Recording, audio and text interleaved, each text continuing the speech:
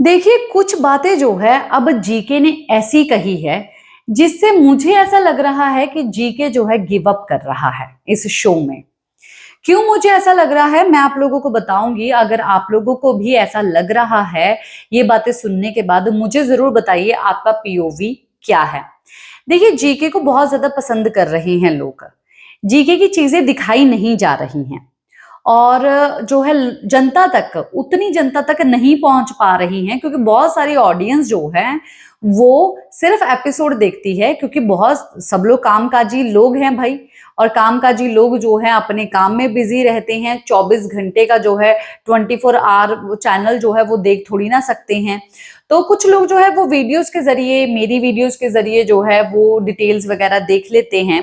पर एक अलग सी इमेज जो है कुछ लोगों के दिमाग में बन गई है कि जीके कुछ नहीं कर रहा है, क्योंकि अगर इससे हफ्ते देखा जाए तो जीके हार्डली 20 मिनट से 25 मिनट एक हफ्ते में दिखा होगा।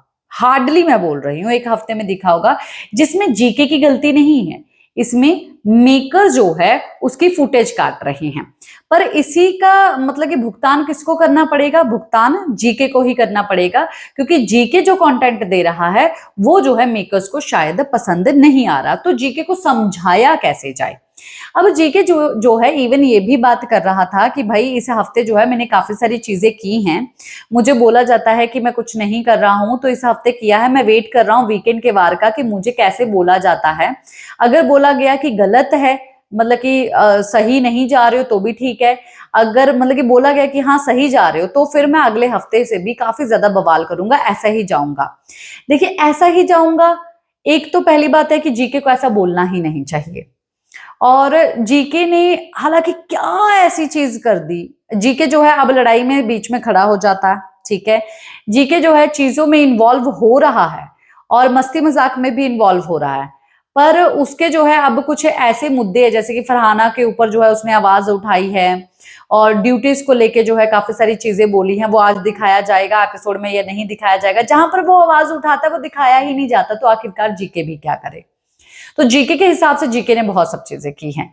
और अब जो है प्रणीत से भी बात करता हुआ नजर आया, जहां पर जीके ने बोला कि अगर मुझे वीकेंड के वार पे, ठीक है, फिर से इस बार ये बात बोली गई कि मैं दिख नहीं रहा हूं, तो मैं ये चीज एक्सेप्ट कर लूंगा कि मैं दिख ही नहीं रहा हूं।